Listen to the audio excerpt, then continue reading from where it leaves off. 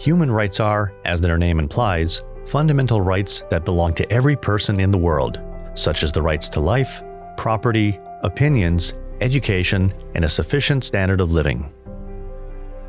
Human rights are the same for everyone, regardless of gender, age, ethnic origin, skin color, language, sexual orientation, any disability, religion, political views, or social status. Finland has signed several international human rights treaties. These treaties define rights that have been included in Finland's legislation.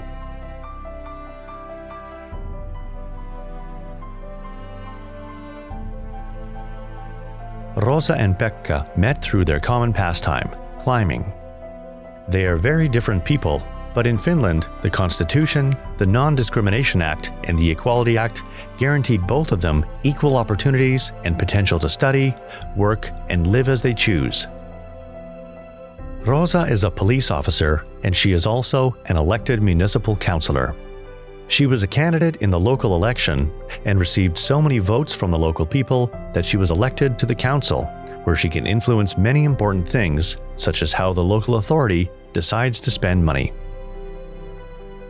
Finnish early childhood education and school education include lessons about human rights, i.e., teaching children about how to respect human dignity.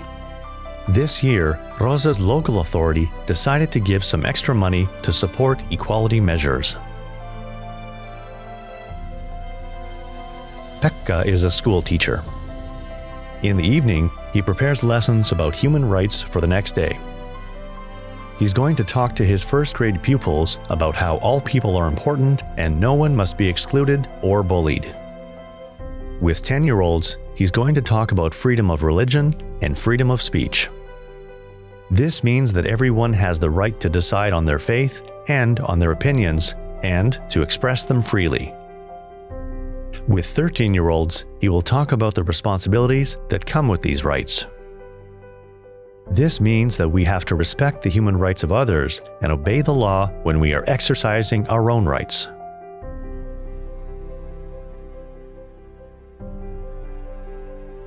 Rosa is investigating a report of assault that a woman has filed against her husband. Although Finland is one of the best countries in the world for gender equality, there is still work to be done. Violence against women is still a serious problem, and Finland is no exception. Women have seen a huge improvement in their status in Finland over the past century or so. In 1906, Finland's women became the first women in the world to be given full political rights, including the right to vote. 20 years later, the first woman was appointed a government minister, and women were allowed to be appointed to central government posts. Women had been accepted as university students quite some time earlier. Legislative reforms progressed, and gradually, women were released from the guardianship of their husbands. In 1930, women were allowed to earn wages and own property in their own right.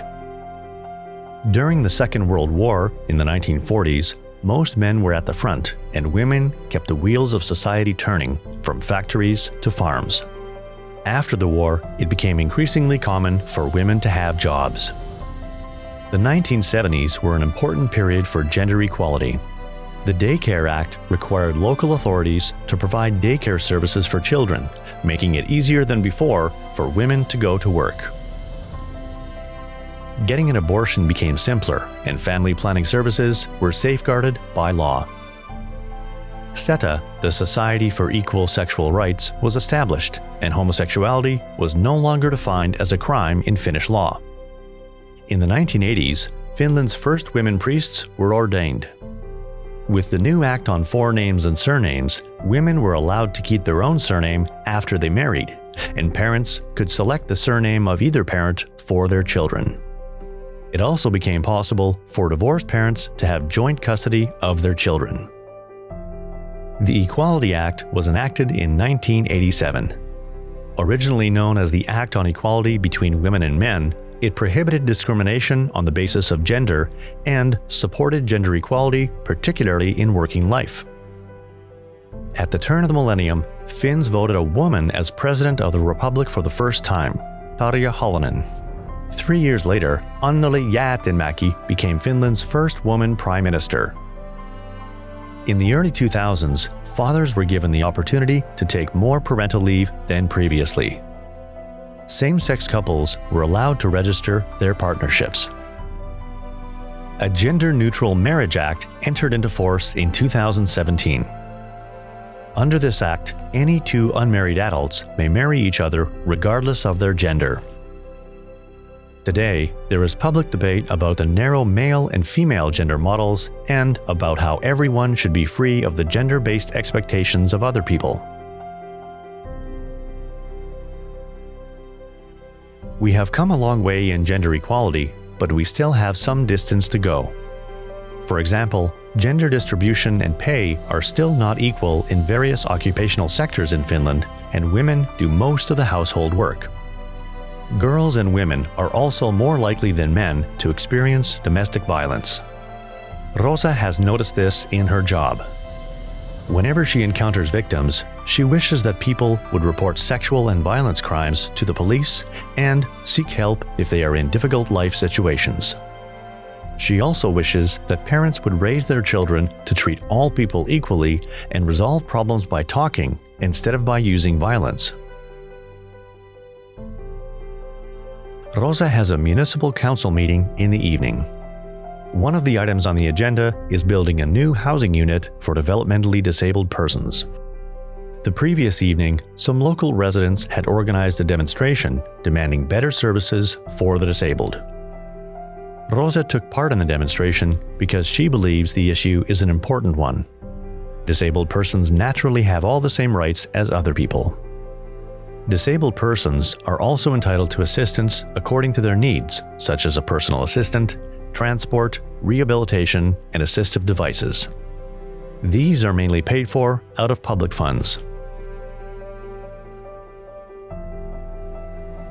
Pekka has asked Rosa to come to his school to talk to teenagers about the right to bodily integrity. Rosa is going to underline that all women and men are allowed to decide for themselves when and by whom they want to be touched or with whom they want to have sex. Similarly, everyone can decide for themselves whether to engage in a relationship or to live alone. These rights extend to teenagers too. Teenagers have the right to decide on their own personal relationships. However, we must remember that sexual relations with a person under the age of 16 are always punishable by law. After the presentation, Rosa and Pekka met Rosa's niece, Clara. They go climbing together every week. Clara tells them about the things she has been studying in her native language and religion classes. School children are supported in knowledge and competence in their native language and religion in many ways, because multiculturalism and multilingualism are considered to be a richness for individuals and for society as a whole. In addition to her native language, Clara has focused on learning Finnish. Clara has decided to apply to study law because she wants to be involved in ensuring that equality and human rights are indeed guaranteed to everyone, in all places and at all times.